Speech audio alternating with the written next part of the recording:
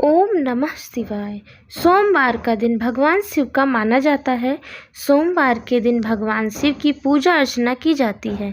अगर आप सोमवार का व्रत रखते हैं तो उस दिन भगवान शिव का पूरे विधि विधान से पूजन करना चाहिए। साथ ही व्रत का पूरा फल प्राप्त करने के लिए सोमवार की कथा पढ़नी या सुननी चाहिए।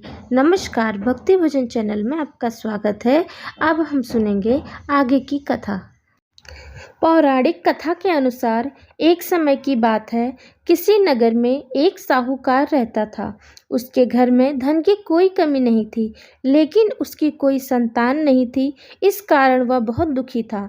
पुत्र प्राप्ति के लिए वह प्रत्येक सोमवार व्रत रखता था और पूरी श्रद्धा के साथ शिव मंदिर में जाकर भगवान शिव और पार्वती जी की आराधना करता था। उसकी भक्ति देखकर एक दिन माता पार्वती प्रसन्न हो गईं और भगवान शिव से उस साहूकार की मनोकामना पूर्ण करने का आग्रह किया। पार्वती जी की इच्छा अनुसार भगवान शिव ने कहा कि हे पार्वती, इस संसार में हर प्राणी को उसके कर्मों का फल मिलता है और जिसके भाग्य में जो हो उसे भोगना ही पड़ता है। लेकिन पार्वती जी ने साहूकार की भक्ति का मान रखने के लिए उसकी मनोकामना पूर्ण करने की इच्छा जताई। माता पार्वती जी के आग्रह पर शिव जी ने साहूकार को पुत्र प्राप्ति का वरदान तो दिया, लेकिन साथ ही यह भी कहा कि उसके बालक की आयु केवल 12 वर्ष की होगी। माता पार्वती और भगवान शिव की बातचीत को साहूकार सुन रहा था। उसे ना तो इस बात की खुशी थी और ना ही दुख। वह पहले की भांति शिव जी की पूजा करता रहा। कुछ समय के बाद साहूकार के घर एक पुत्र का जन्म हुआ। जब वह बालक 11 वर्ष का हुआ तो उसे पढ़ने के लिए काशी भेज दिया गया। साहूकार ने पुत्र के मामा को बुलाकर उसे बहुत सारा धन दिया और कहा कि तुम इस बालक को काशी विद्या प्राप्ति के लिए ले जाओ और मार्ग में यज्ञ कराना। जहाँ भी यज्ञ कराओ वहाँ ब्राह्मणों को भोजन कराते हुए और दान दक्षिणा देते हुए जाना। दोनों मामा भांजे इसी तरह यज्ञ कराते और ब्राह्मणों को दान दक्षिणा देते काशी की ओर चल पड़े। रात में एक नगर पड़ा जहाँ नगर के राजा की कन्या का विवाह था, लेकिन जिस राजकुमार से उसका विवाह होने वाला था वह एक आंख से काना था। राजकुमार के पिता ने अपने पुत्र के काना होने की बात को छुपाने के लिए एक चाल सोची। साहूकार के पुत्र को देखकर उसके मन में एक विचार आया। उसने सोचा, क्यों ना इस लड़के को दूल्हा बनाकर राजकुमारी से विवाह करा दूं। विवाह के बाद इसको धन देकर विदा कर दूंगा और राजकुमारी को अपने घर ले जाऊंगा। लड़के को दूल्हे के वस्त्र पहनाकर राजकुमारी से विवाह करा दिया गया। लेकिन साहूकार का पुत्र ईमानदार था। उसे यह बात न्याय संगत नहीं लगी। उसने अवसर पाकर राजकुमारी की चुन्नी के पल्ले पर लिखा कि तुम्हारा विवाह मुझसे हुआ है, लेकिन जिस राजकुमार के साथ तुम्हें भेजा जाएगा वह एक आंख से काना है। मैं तो काशी पढ़ने जा रहा हूँ। जब राजकुमारी ने चुन्नी पर लिखी बातें पढ़ी तो उसने अपने माता पिता को यह बात बताई। राजा ने अपनी पुत्री को विदा नहीं किया, जिससे बारात वापस चली गई। दूसरी ओर साहूकार का लड़का और उसका मामा काशी पहुँचे और वहां जाकर उन्होंने यज्ञ किया। जिस दिन लड़के की आयु 12 वर्ष की हुई उसी दिन यज्ञ रखा गया। लड़के ने अपने मामा से कहा कि मेरी तबीयत कुछ ठीक नहीं है। मामा ने कहा कि तुम अंदर जाकर सो जाओ। शिव जी के वरदान अनुसार कुछ ही देर में उस बालक के प्राण निकल गए। मृत भांजे को देख उसके मामा ने विलाप शुरू किया।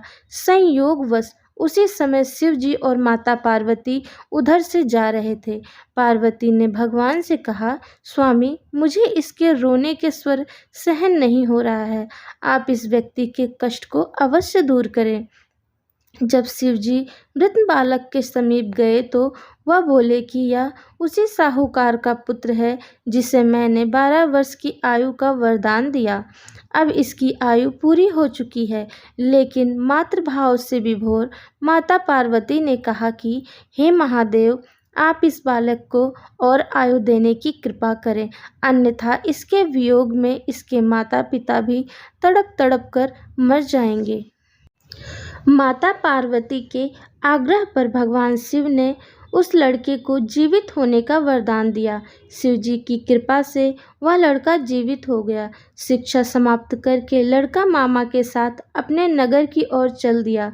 दोनों चलते हुए उसी नगर में पहुँचे जहाँ उसका विवाह हुआ था। उस नगर में भी उन्होंने यज्ञ का आयोजन किया। उस लड़के के ससुर ने उसे पहचान लिया और महल में ले जाकर उसकी खातिरदारी की और अपनी पुत्री को विदा किया। इधर साहूकार और उसकी पत्नी भूखे प्यासे रहकर बेटी की प्रतीक्षा कर रहे थे। उन्होंने प्रण कर रखा था कि यदि उन्हें अपने बेटे की मृत्यु का समाचार मिला तो वह भी प्राण त्याग देंगे, परंतु अपने बेटे के जीवित होने का समाचार पाकर बेहद प्रसन्न हुए। उसी रात भगवान शिव ने व्यापारी के स्वप्न में आकर कहा, हे श्रेष्ठी, मैंने तेरे सोमवार के व्रत करने और व्रत कथा सुनने से प्रसन्न होकर तेरे पुत्र को लंबी आयु प्रदान की है। इसी प्रकार जो कोई सोमवार व्रत करता है या कथा सुनता है और पढ़ता है, उसके सभी दुख दूर हो जाते हैं और समस्त मनोकामनाएं पूर्ण होती हैं। बोलो देवादिदेव महादेव की जय, माता रानी की जय। शिव जी की आरती। ओम जय शिव ओमकारा, स्वामी जय शिव ओमकारा, ब्रह्मा विष्णु सदा शिव अर्धांगिनी धारा। ओम जय शिव ओमकारा, एकानन चतुरानन पंचानन राजे, हंसानन गरुड़ासन वृषवाहन साजे। ओम जय शिव ओमकारा, दो भुज चार चतुर्भुज 10 भुज ते सोहे, तीनों रूप निरखता त्रिभुवन मन मोहे। ओम जय शिव ओमकारा, अक्षमाला वनमाला रुंडमाला धारी, चंदन मृग मद सोहे, भाले शुभकारी। ओम जय शिव ओमकारा, श्वेतांबर पीतांबर बाघांबर अंगे, सनकादिक ब्रह्मादिक प्रेतादिक संगे। ओम जय शिव ओमकारा, कर के बीच कमंडल चक्र त्रिशूल धरता, जग करता जग हरता, जग पालन करता। ओम जय शिव ओमकारा, ब्रह्मा विष्णु सदा शिव जानत अविवेका, प्रणवाक्षर के माधे ये तीनों एका। ओम जय शिव ओमकारा, त्रिगुण शिव जी की आरती जो कोई जन गावे, कहत शिवानंद स्वामी रटत हरि हर स्वामी, मन वांछित फल पावे। ओम जय शिव ओमकारा, ओम जय शिव ओमकारा, स्वामी जय शिव ओमकारा, ब्रह्मा विष्णु सदा शिव अर्धांगिनी धारा। ओम जय शिव ओमकारा,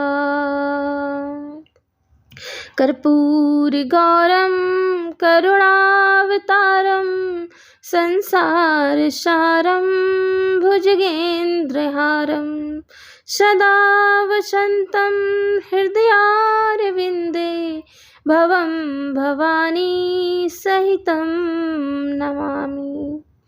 कथा आरती अच्छी लगी हो तो प्लीज़ एक लाइक ज़रूर करें। धन्यवाद।